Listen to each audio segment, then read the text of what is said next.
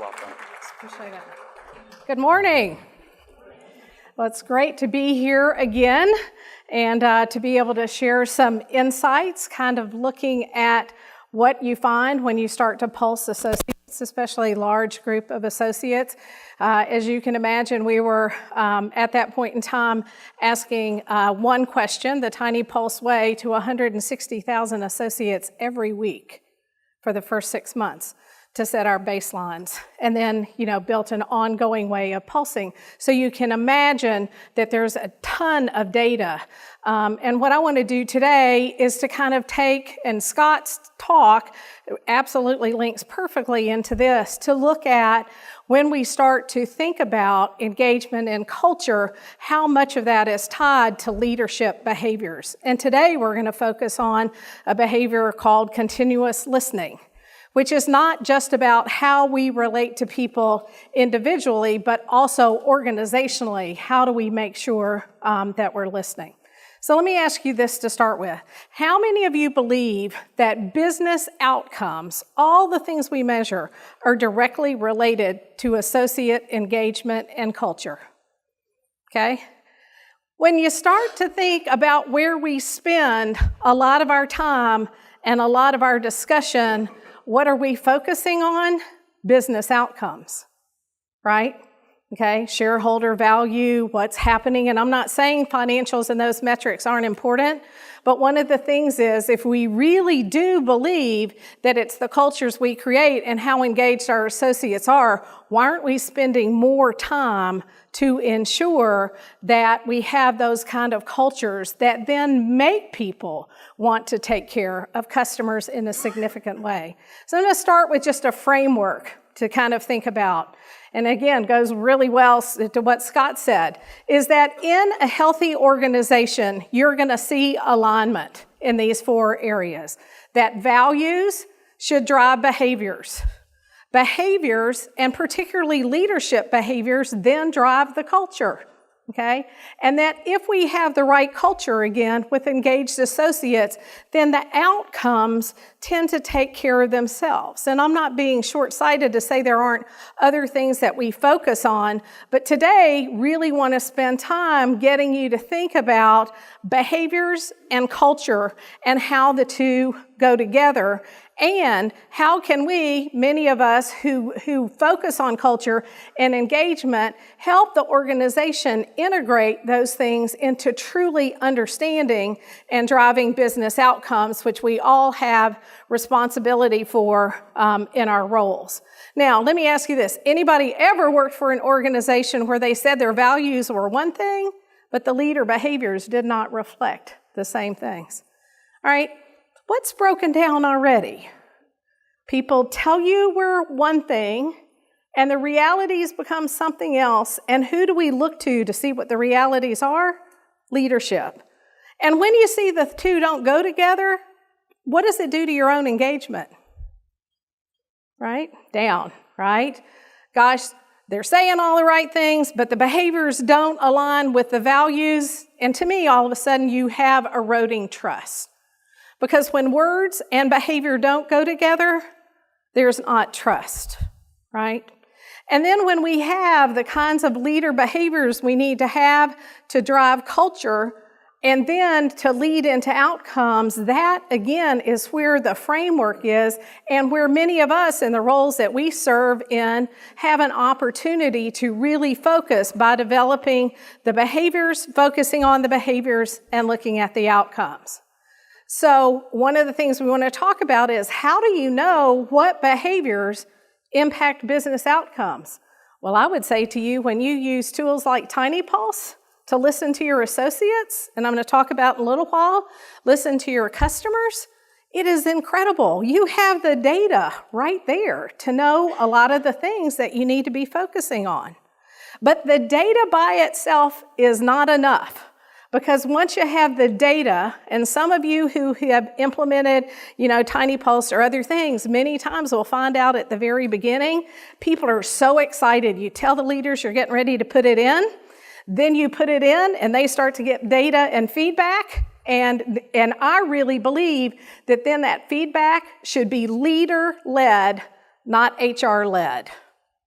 You understand what I mean? HR provides the platform, the tools, the analytics, lots of communication and information, but you will never change culture if it's not locally leader-led, right? So having leaders with the right values and the right behaviors to drive the culture become incredibly important. But many times, again, when you put that in place and you say to the leaders, this will be leader-led, and they start to get the information and data, you might hear people start to say, this is a lot of work.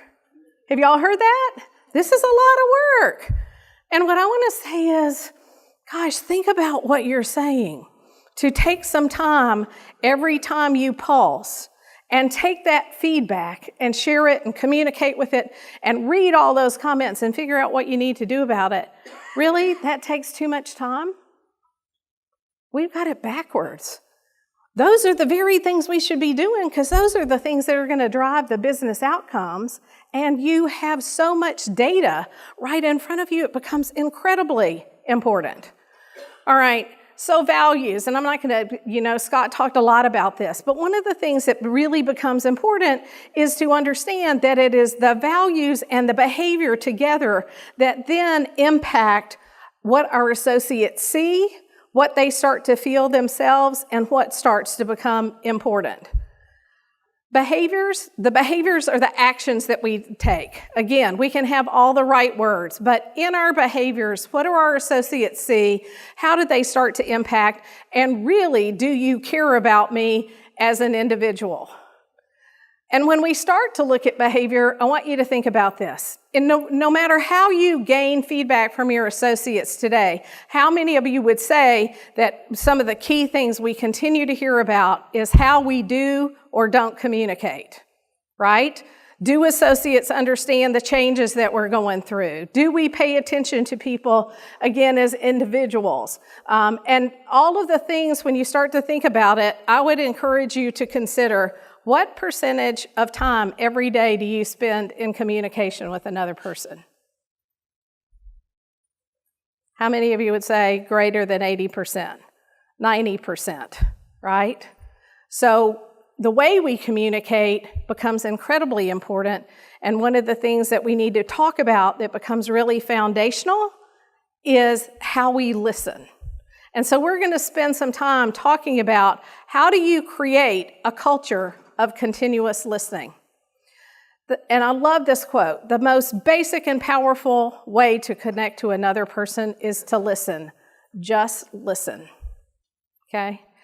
A lot of my training early in my life was as a therapist, and worked as a therapist for many years.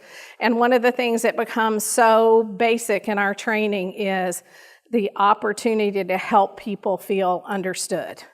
That you really can't help anyone unless you help them feel understood.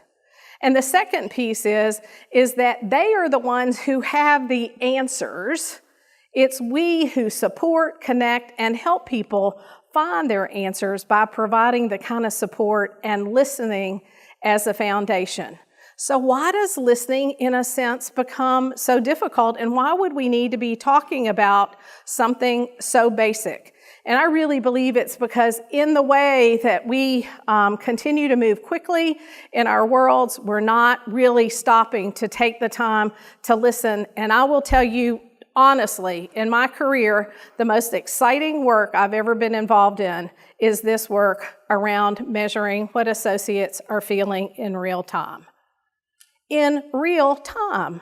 Okay, in a minute we're going to talk about if you're one of those companies like most who are going through transformational change, how can you not be listening to your associates in real time? Because asking a question or a set of questions every 18 months or once a year, what does that really say about how important it is for us to listen to associates?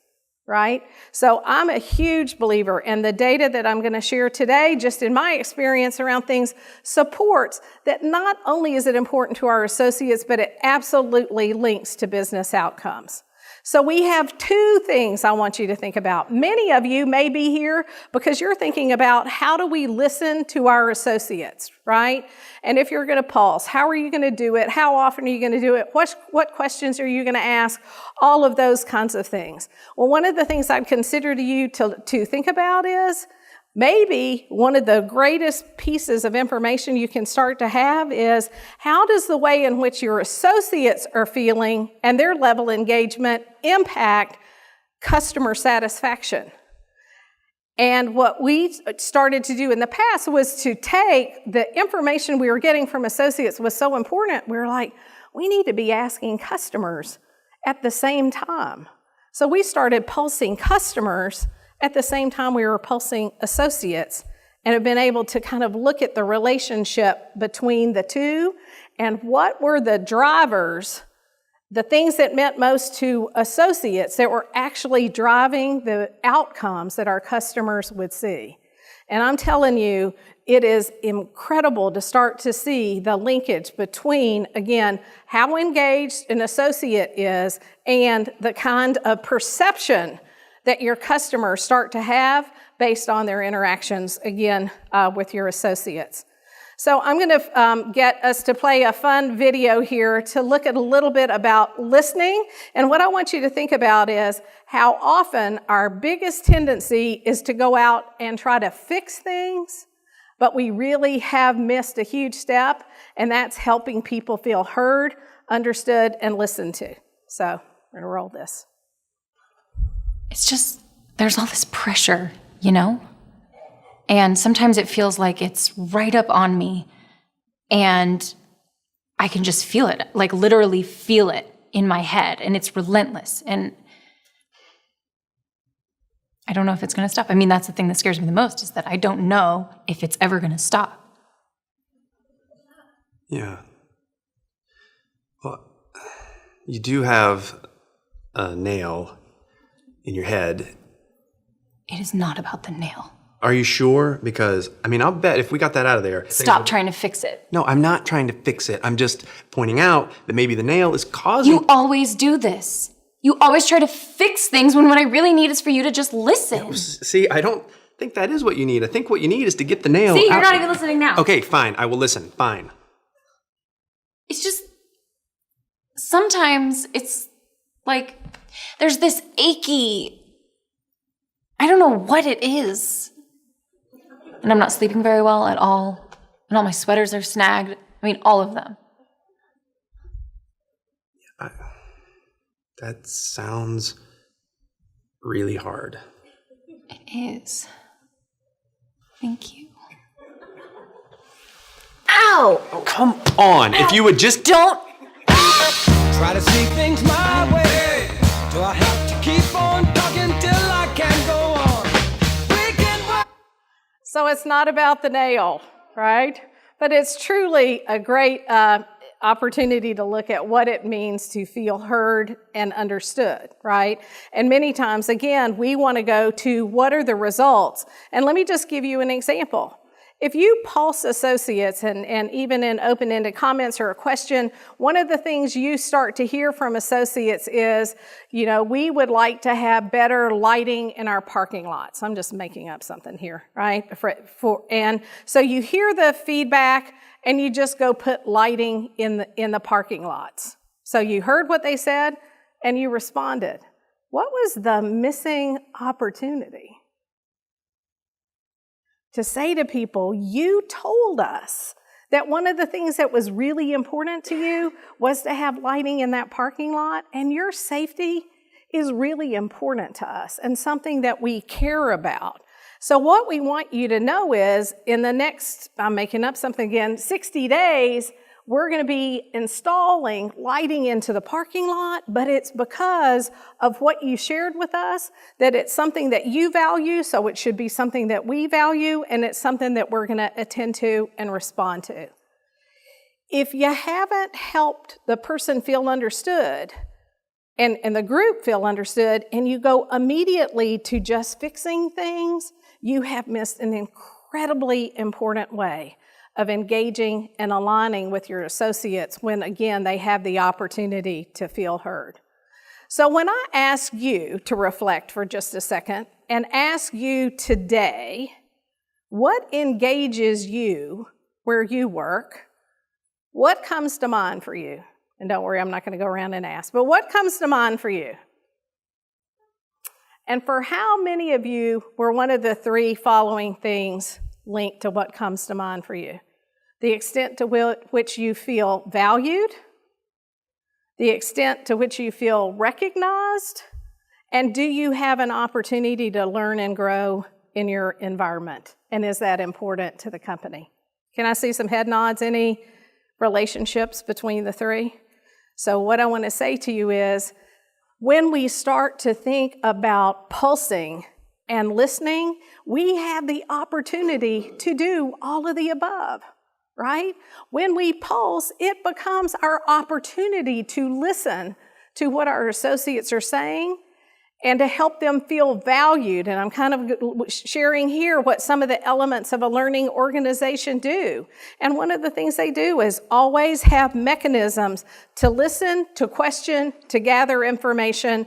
And that not only helps people feel understood, but it creates a learning organization as well, where people feel like they have the opportunity to speak up and that there are processes and ways of developing people that then support what it is that we've talked about.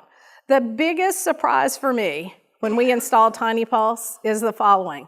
Because I have to admit, David would probably laugh and say, initially I was like, cheers for peers. I was like, wow, really? That didn't really hit me. If you've used TINYpulse, that tool, and you know why it's part of the tool, right? Because the linkage between recognition and engagement. But in the tool, having a two-way communication where you can communicate with other people and recognize people for what they've done within the tool, you know what we found? We found that there is a huge linkage between the number of cheers that people were sending out, leaders, or numbers of cheers that they were receiving were linked to turnover. Does that surprise you? Think about this for a second. If you're really engaged, there's a greater likelihood you're going to be sending cheers and trying to engage others, right? If you become disengaged and you're just kind of going through the motions, that just might be a step that you don't take.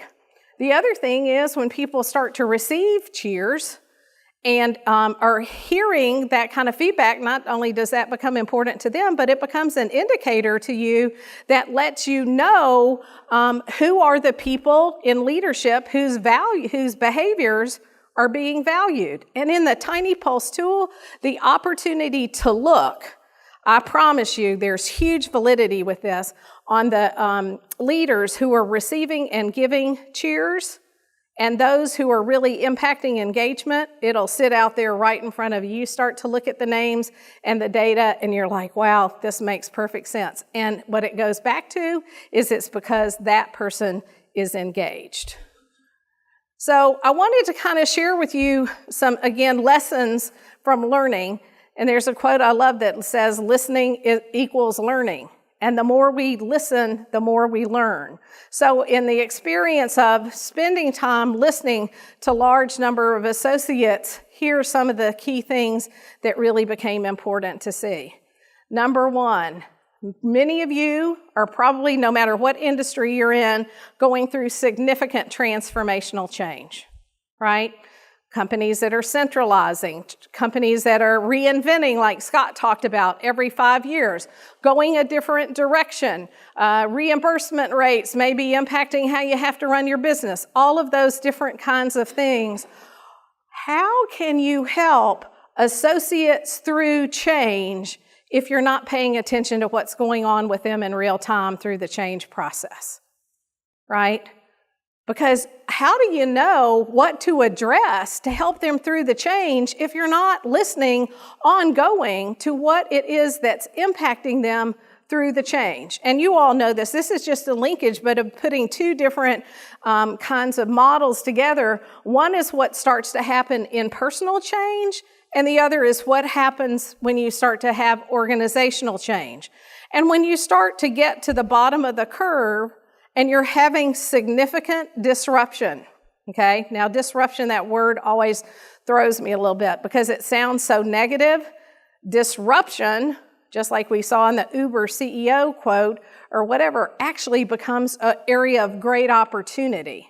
It's just that some can make it through the cycle because they can see the opportunity in it and others can't.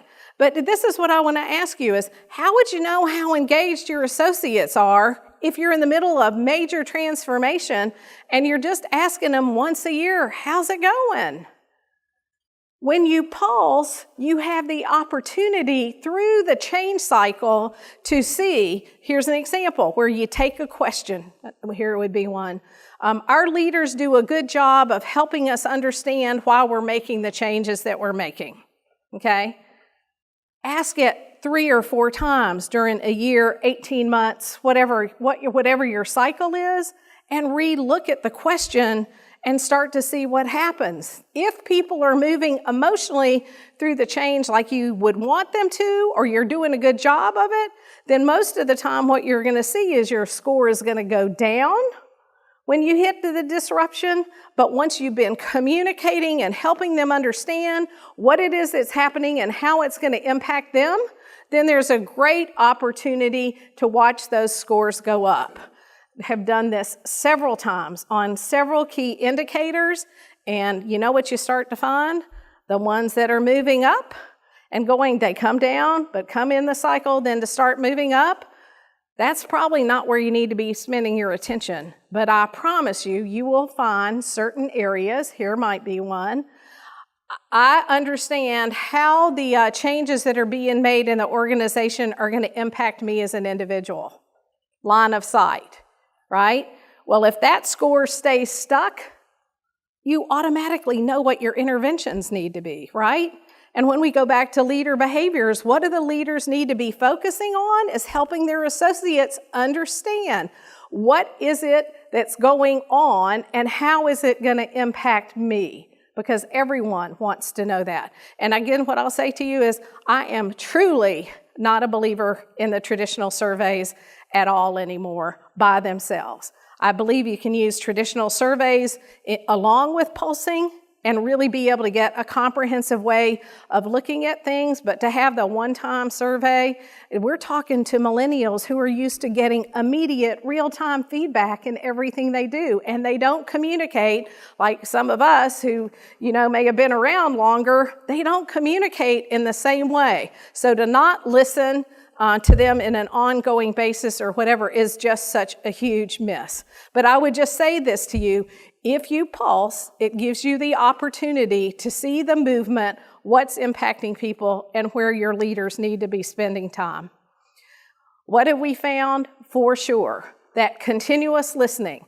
If you really want to create a culture where continuous listening, your associates would say, again, about the culture, gosh, we get asked all the time as associates how we feel about certain things. And when that starts to get hardwired as part of your culture, I promise you, you will start to see it impact your engagement scores and participation. Listening and then paying attention to what gets said, communicating back, you will start to see a huge linkage between the two because, again, it's not a program, it's part of your culture. Employee engagement linked to business outcomes, absolutely. Relationships between employee engagement and turnover, absolutely. Huge linkage between employee engagement and financial components such as labor costs, other kinds of things, how you're staffing and how you can work, can you operate in a lean fashion? And I would say absolutely you can operate in a lean fashion if people feel valued, recognized, listened to, and you have the kind of culture where people are excited about what they're doing and it provides meaning for them. Relationship to business outcomes, again, and customer satisfaction being one of them. To take the data between what your associates are saying and linking it in real time to what's going on with your customers, there could be nothing more powerful. So in this facility over here, we have really high engagement scores and we have really strong business outcomes. But over here, we're not having really strong business outcomes, go back and look at this data in real time and see the linkage. And what do we all know? That the biggest proportion of the time, the issues are going to be around leader behaviors. And then you have the hard questions. Do we have the right leaders? If we do have leaders who we think are the right leaders, but they're not really moving the needle, do we need to be providing them coaching support or other kinds of things to be successful? But I am really, really a believer that in the pulsing and the things that we do, if you really want your leaders to know that this is important to you, take the feedback that you're getting in all of your analytics and share it transparently across all leaders. Right? We are creating a culture of continuous learning and continuous listening, and the best way we can do that is have open and transparent communication so that everybody sees where all the scores fall. If you have leaders within your organization, senior leaders who meet with other leaders to do ongoing calls around financials or outcomes or whatever, you should be looking at participation rates and engagement scores just as importantly as you look at whether or not they're hitting budget, right? Because if you just focus on the financials and business outcomes and don't take some of these things and hold leaders accountable for these things, what's your message? It's all about the dollar, right? It's all about the outcome. No, if you really believe that slide we put up at first, it's really about how we treat people, how we listen that will then drive those outcomes. And then other examples of things such as reimbursement, other kinds of things that are changing, that employee engagement can be linked to outcomes, again, related to engagement. In healthcare, for instance, we have something called HCAP scores that basically measure patient satisfaction. And that patient satisfaction and patient experience is related directly to reimbursement. Other behaviors, the ability to build, for leaders to build a team, that they care about the overall person, mind, body, and spirit, that people are recognized and receive recognition on an ongoing basis, that our associates have input into how we improve and how we do things better instead of us telling them what we're going to do, that they help tell us what we need to do. That we give transparent, consistent feedback related to performance. People want to know how they're doing, but they don't want a once a year sit down that just feels like I checked a box. They want dialogue, listening, and relational behavior skills. And this last one, helping people understand the benefits of the change you're going through, why you're doing it. Can't tell you how important that one is, helping them to continue to understand the whys and how it's going to impact them. Customer satisfaction, absolutely linked to employee engagement. Again, people feeling recognized, people feeling empowered, people starting to feel a sense of being a team, and that they are absolutely bought into the vision, mission of where the organization is going.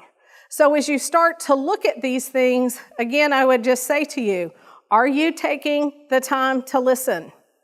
And if you're going to use a tool like TINYpulse that gives you the ability to see where things are in real time, you have got to have leaders who see their behavior as important, that it would be important enough to them to listen to what's being said, to respond to what's being said, and to do it in real time, and that really becomes our benefit. And when you do that, you create a culture where associates know that how they feel and what's going on for them becomes important in terms of being understood and valued.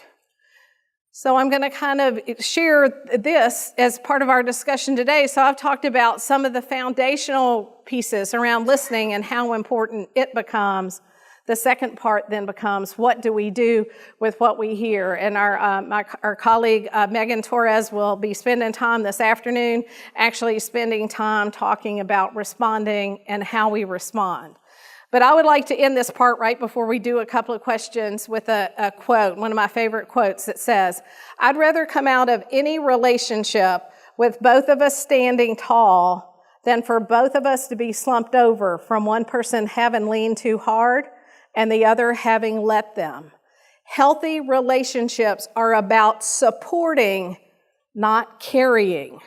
So the goal is not to fix, it is to support and provide the necessary support so that individual associates can take responsibility for their own growth and behavior with support, feeling like they're understood, valued, and listened to. So with that, I'll open it up for a couple of questions. For the Q&A, I'm going to move to this side, just so I'm not blocking everybody on the right-hand side. Just a couple quick questions. You mentioned that leaders really needed to buy into this concept of listening. Definitely the most votes went to, what happens if some leaders aren't on board, and how do you get them on board? Well, number one, I just need to say, I don't believe that you'll necessarily always get everyone on board.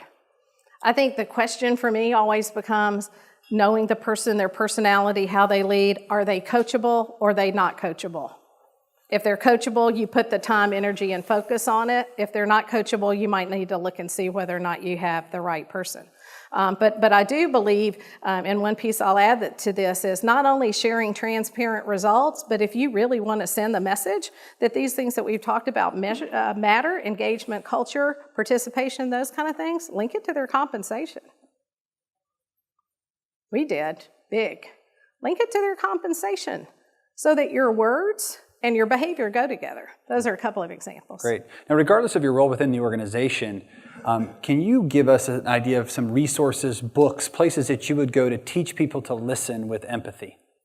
Gosh, I would kind of go back to there's some very basic components. Now, this kind of comes from the therapy world, but it's where a lot of the information started was Carl Rogers, who did a lot of work on what empathic listening is. And I really think when we go back to the foundational components of helping people feel understood, that a lot of his work really links into what we need to be doing organizationally. Great. Speaking about teaching people to listen with empathy, this person wanted to know, wouldn't you just fire the person with the nail in their forehead? don't answer that. Okay. That's really good. Ladies and gentlemen, Frances Roy. Thank you.